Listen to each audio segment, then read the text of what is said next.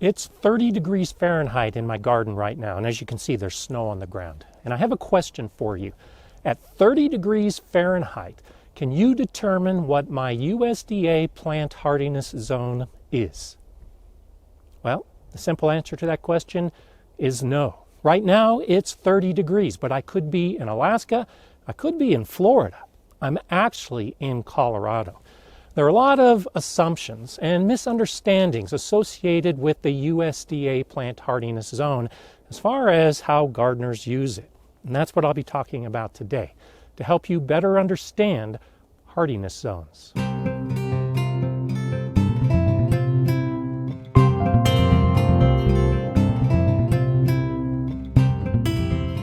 Hi, I'm Gardener Scott, and right at the top, every gardener should know what their hardiness zone is. I'm in Zone 5B, as determined by the United States Department of Agriculture. Hardiness zones are determined on the average annual minimum temperatures. So, on a day like today where it's 30 degrees in my garden, it's actually pretty warm by comparison to how low my zone could be. 5B means that my average annual minimum temperature is minus 15 degrees Fahrenheit. That's pretty cold. So a day like today, well, it has nothing to do with how my zone is determined. But it is cold, so let's go inside to continue the conversation. Knowing your plant hardiness zone is an important piece of information if you're growing perennial plants, like perennial flowers or grasses or trees or shrubs, the type of plants that are going to go dormant in most cases through the winter and then reemerge in spring. A hardiness zone identifies the lowest temperature that you can expect on average.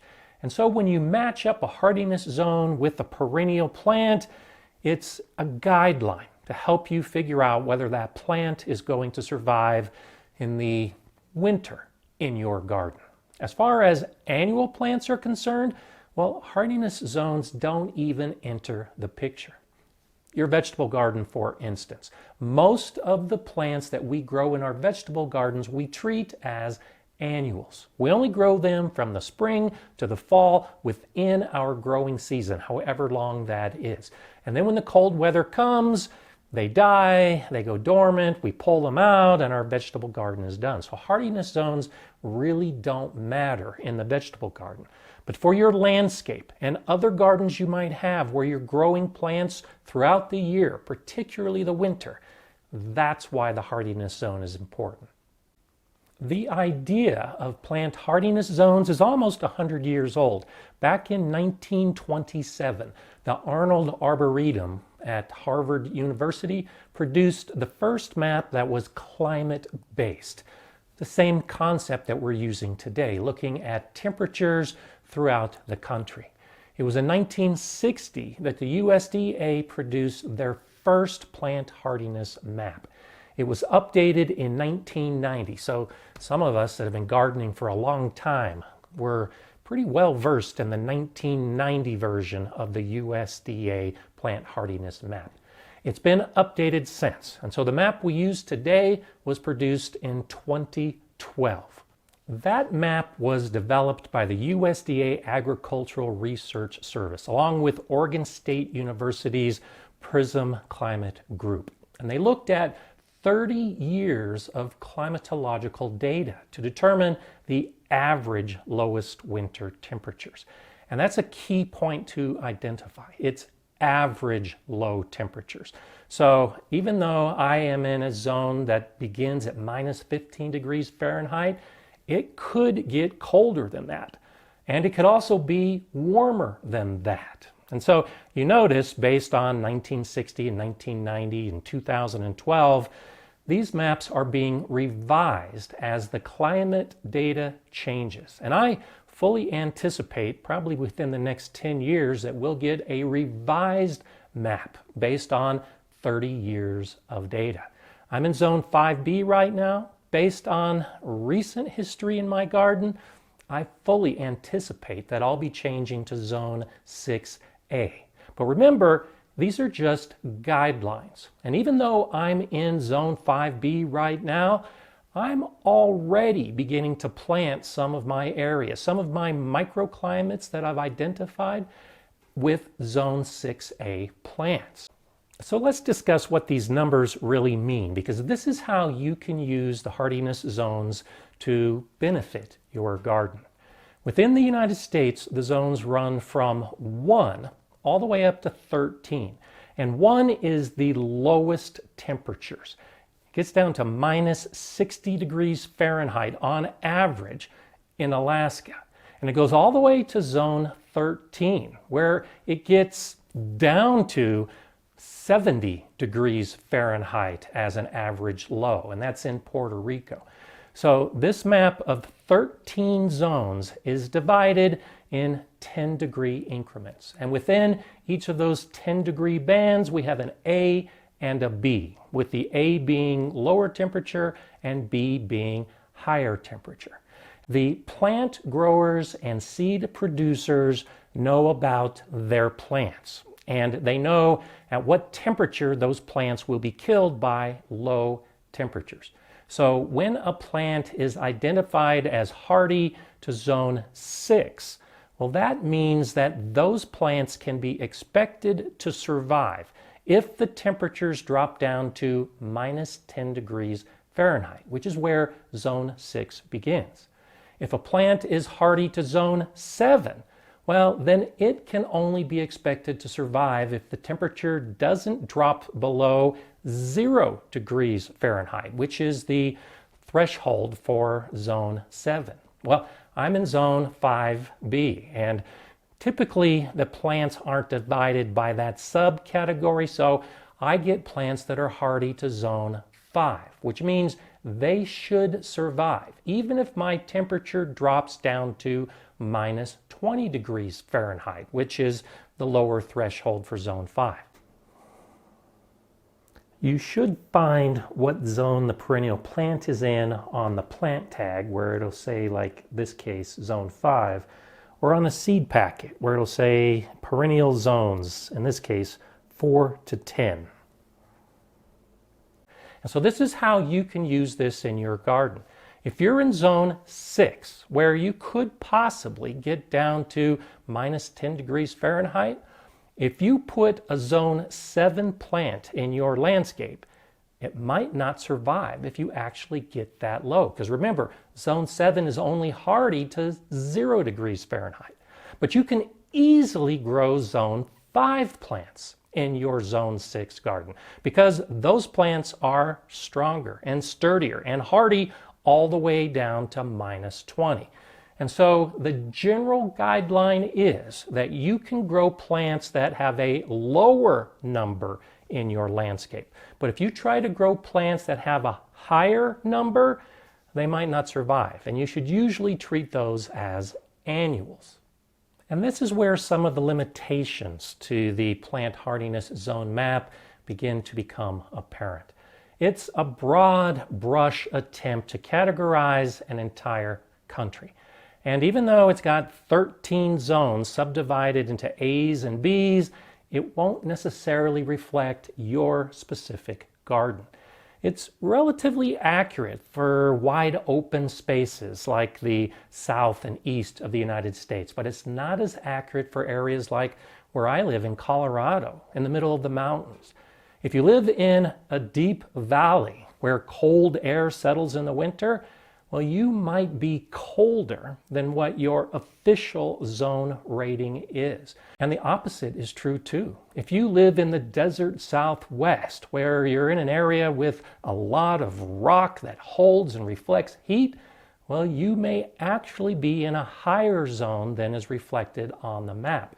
This is where you might have to do a little bit of your own research, get your journal out and keep track of what the temperatures actually are over a longer period of time, and it can help you identify microclimates within your own landscape. High, low, either way, you have to determine what plants are most suitable. It's just a guideline to use the hardiness zone system. And it also doesn't take into account your average climate. It's just temperature based. So the National Gardening Association uses as an example that Seattle, Washington and Tucson, Arizona are both in zone 8. But Seattle is at sea level, right on the coast, very humid and moderate conditions through most of the year. Whereas Tucson is in the mountains and it's deserty, very dry and very hot in the summer. But they're both categorized in the same zone. I can pretty much guarantee you that the plants that grow in Tucson won't do well in Seattle and vice versa. So knowing the hardiness zone number is only part of it. You have to think about your climate. It's also like LA and Miami, both coastal cities. Los Angeles is on the west coast of the United States, Miami is on the east coast. Even though they're both by the ocean, even though they're both sea level, they have completely different weather patterns and completely different climate. Many of the plants will do well in each area, but not all of them. So it's always important to try to find out what does best for you in your area with your climate, because I hate to say this, but especially the big box stores, the garden centers, they're not necessarily selling the plants that are best for you. I know in my area, remember 5B, I'll go to the garden center and I'll find grasses, the ornamental grasses for a landscape that are being sold as perennial plants for me. But if you look at the plant tag, that's where you're going to see the number. That plant tag will tell me that that grass is hardy to zone 7. I'm in zone 5. Remember, I can go lower, I can't go higher. There are many gardeners in my area that go to the box stores, buy their plants, and then are surprised when they die at the end of a cold winter. You have to do the extra little bit of investigative work to make sure that you look at the plant tag and make sure that it does match with your specific climate, in addition to the number of the zone. And the zone system doesn't take into account typical weather that you might have within your region as well. If you get a lot of snow and that snow stays on the ground through the winter, well, snow is a great insulator. And so it's insulating the plants against some of those severely cold days. So with steady snow cover, you might be able to grow plants in a higher zone. It also doesn't take into account the amount of rainfall you get, whether you live in a dry region or a wet region. That can influence how the plants grow as well. And of course, it takes absolutely no consideration of your own garden. How much sun the plants have, how much shade the plants have. All of those normal growing conditions for the plants still need to be considered, but they have nothing to do with the hardiness zone map. That's strictly temperature, and it's strictly a guideline to help you determine if plants will survive your winter, but it's not foolproof.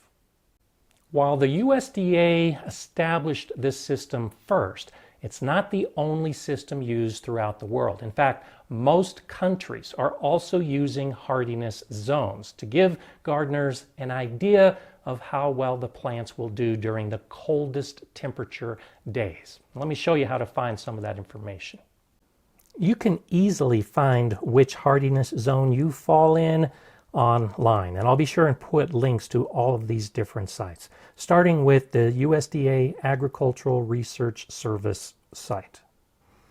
In the US, at the USDA site, it's a simple matter of either clicking on the state and getting more specific information, or going over and entering your zip code. This site is great, or you could just do a simple Google search of Plant Hardiness Zone and then list your city, and the number will pop up. Australia has a similar system. It's done by the Director of National Parks through the Australian National Botanic Gardens. Same basic idea. The country is divided into zones based on temperature. Canada's zones are very similar and use the same numbers as the United States. They have fewer zones and it's a much colder country, but they also take into account a lot of other factors besides just the temperature that is used in the United States. So in Canada, this is a good place to get the information you have.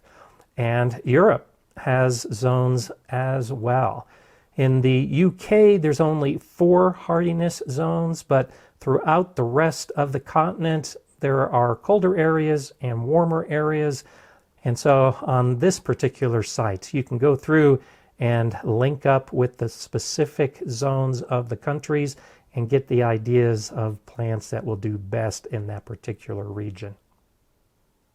On this cold winter day, I'm actually sitting in my vegetable garden, though you can't know it to look at it. The plants that I'll be growing here are all annuals. They'll be starting from seed and go all the way to harvest within one season.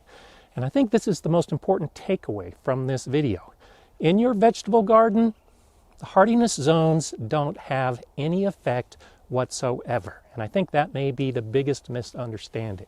Yes, you should know your hardiness zone, but it really doesn't matter. It's more important that you know the length of your season when you're growing vegetables. If you've gained some gardening knowledge in this video, I encourage that you give it a thumbs up and share it with others who might also gain. I'm Gardener Scott. Enjoy gardening.